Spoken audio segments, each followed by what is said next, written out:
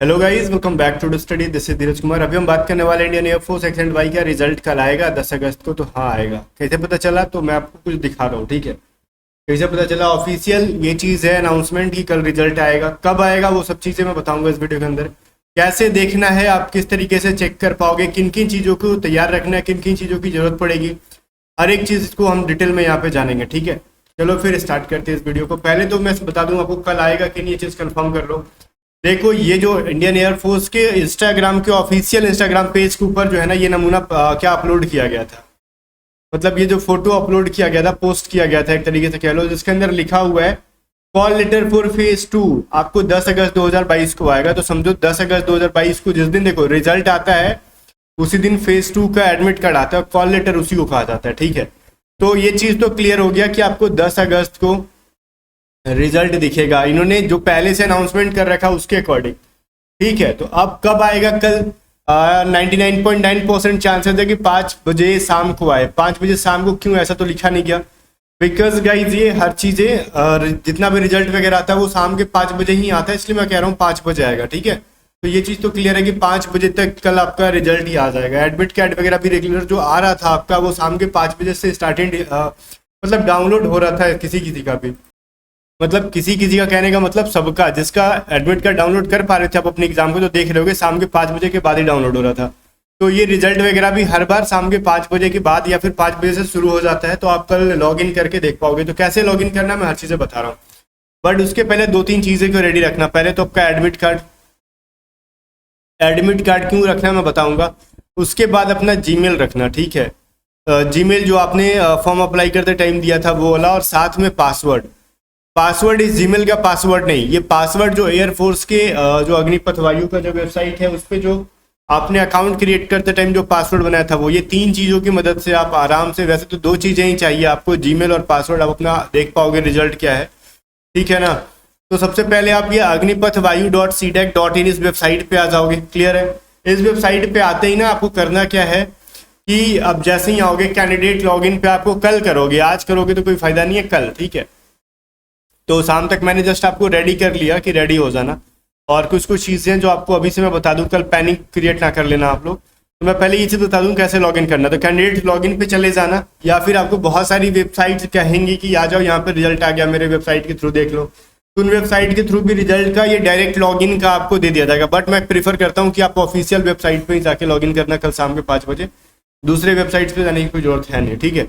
अग्निपथवायु.cdac.in है। और वैसे मैं इसका लिंक आपको टेलीग्राम चैनल पे कल दे दूंगा, रिजल्ट आते ही टेलीग्राम पे भी अपडेट करते रहता हूँ। टेलीग्राम चैनल को ज्वाइन कर लेना। जैसे ही कैंडिडेट लॉगिन करोगे तो आपसे यहाँ पे ईमेल मांगेगा, ईमेल डाल लेना, और यहाँ पे पासवर्ड मांगेगा, ठीक है। वो पासवर्ड जो कि आपने अकाउंट बनाते टाइम क्रिएट कर रखा था, अगर जो पासवर्ड डालोगे अगर वो दिख नहीं रहा होगा, स्टार स्टार बन रहा होगा, तो ये जो आई वाला बटन है ना, तो इस पे टच कर लेना, ये ऐसे बन जाएगा। उसके बाद आपको पासवर्ड यहाँ पे दिखने लगेगा, ठीक है। ये आई बटन पे टच करोगे तो यहाँ पे अगर जो पासवर्ड आपका दिख नहीं रहा होगा वो दिखने भी लगेगा, तो ठीक है। उसके बाद नीचे आपको कैप्चा डालना होगा।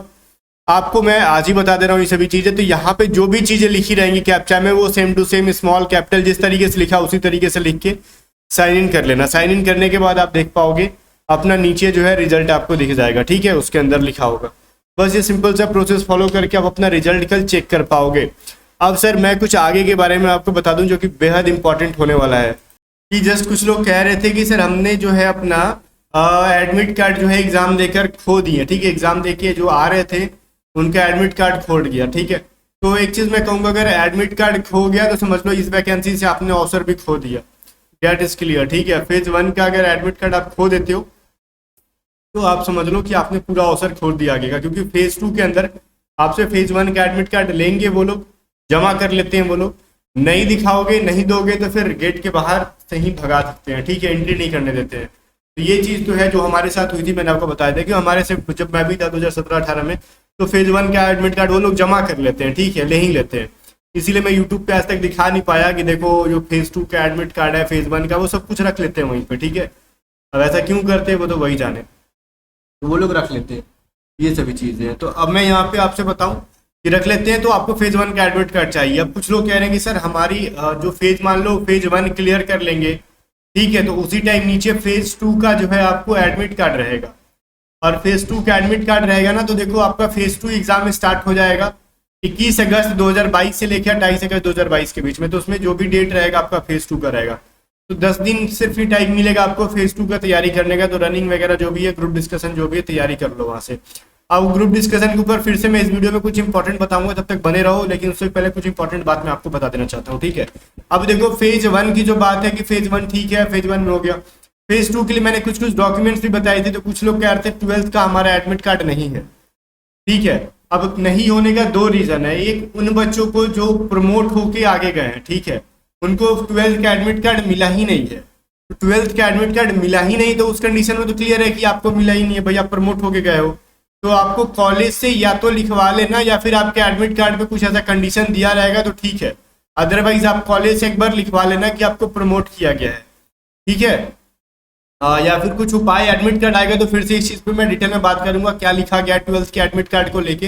बट मैं कहूंगा अगर एडमिट कार्ड के ऊपर कुछ ऐसा नहीं लिखा गया है कि जो प्रमोट हुए हैं उनका एडमिट कार्ड की जरूरत नहीं है, तो आप एक बार कॉलेज से एक बार ना लेटर लिखवा के आप उस पर प्रिंसिपल का सिग्नेचर स्टैम्प करवा लेना कि आपको प्रमोट किया गया है, और ठीक है। तो ये काम बन जाएगा, क्योंकि उनका कोई टेंशन है नहीं एडमिट कार्ड नहीं मिलेगा तो, क्योंकि उनको तो मिला ही नहीं है। दूसरे वो बच्चे हैं जो 12th का एडमिट कार्ड कह रहे हैं सर हम तो एग्जाम देने के बाद एडमिट कार्ड कौन रखता है, हम तो फेक रख दिए। क्योंकि टेलीग्राम ग्रुप में डिस्कस चल रहा था तो मैंने बताया कि मैंने देखा कि उसमें बहुत सारे बच्चे कह रहे हैं कि सर हमने तो एडमिट कार्ड अपना कहीं का फेंक दिया, एडमिट कार्ड कौन रखता है। भाई एडमिट कार्ड आपको फेंकने के लिए थोड़ी दिया जाता है, वो लेमिनेशन करके रखा जाता है, ठीक है। डिफेंस वालों जितनी भी आर्मी वाली सभी होती है ना, सब मांगते हैं, सबके अंदर मांगते हैं सभी चीजें। तो आप समझ लो कि इस तरीके से क्या करोगे, ये सभी चीजें इंपॉर्टेंट है, ठीक है।